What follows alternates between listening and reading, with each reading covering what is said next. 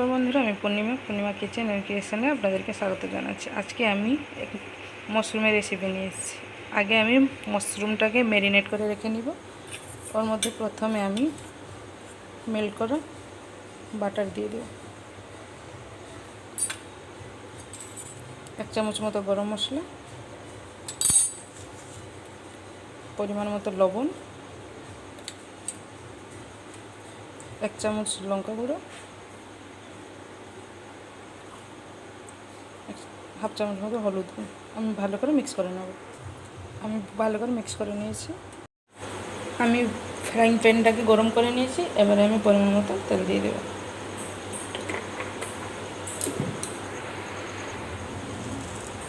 তেলটা গরম হয়ে গেছে। এবারে আমি 1 চামচ মতো জিরা দিয়ে দেব।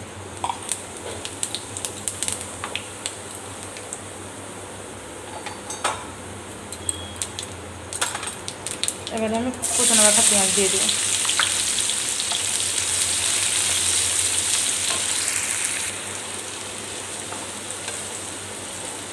পেঁয়াজটাকে আমি হালকা ব্রাউন করে ভেজে নেব।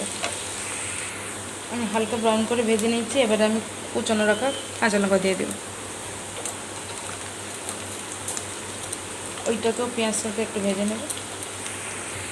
আমি পেঁয়াজটাকে ভেজে নিয়েছি ভালো করে। এবারে আদা রসুন পেস্ট দিয়ে দেব। আমি 1 থেকে 1.5 চামচ মতো আদা রসুন পেস্ট দিয়েছি।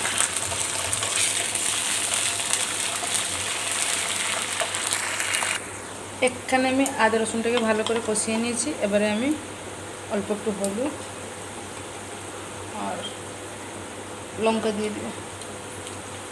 ভালো করে মিক্স করে নেব।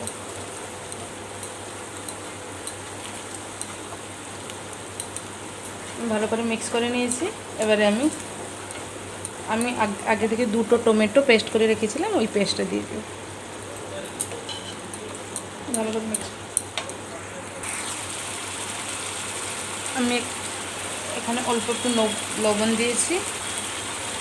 আমি এখানে মশলার সাথে টমেটোটাকে ভালো করে কষিয়ে নিব যতক্ষণ অবধি টমেটোর কাঁচা গন্ধ চলে না যায়।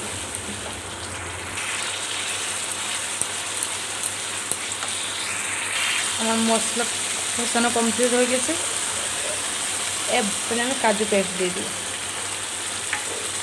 ওটাকে ভালো করে মিক্স করে নেব।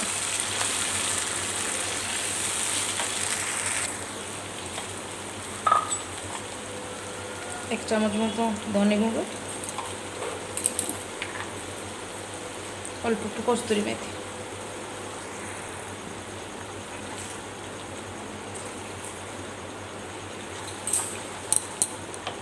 আমার রেসিপিটা আপনাদের ভালো লেগে থাকলে প্লিজ আমার চ্যানেলটাকে সাবস্ক্রাইব করে দিবেন, পাশে রাখা বেল আইকনটাও অন করে দেবেন। যখন আমি কোনো নতুন রেসিপি আমার ইউটিউব চ্যানেলে আপলোড করব প্রথমে আপনারা দেখতে পাবেন। প্লিজ কমেন্ট করতে, অবশ্যই কমেন্ট করবেন।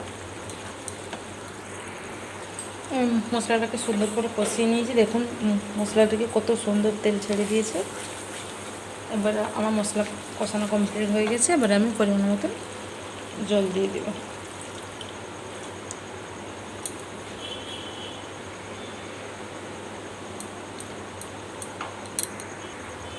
দেখুন গ্রেভিটা সুন্দর করে ফুটে গেছে।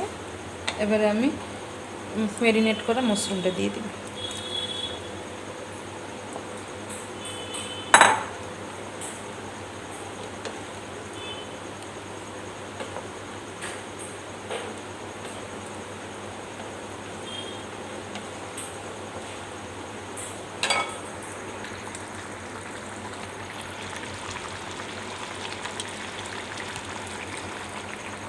এবারে আমার রান্না কমপ্লিট হয়ে গেছে।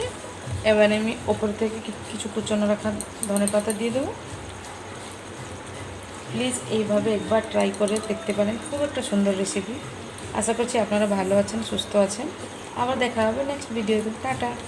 প্লিজ আমার চ্যানেলটাকে অবশ্যই সাবস্ক্রাইব করে দেবেন।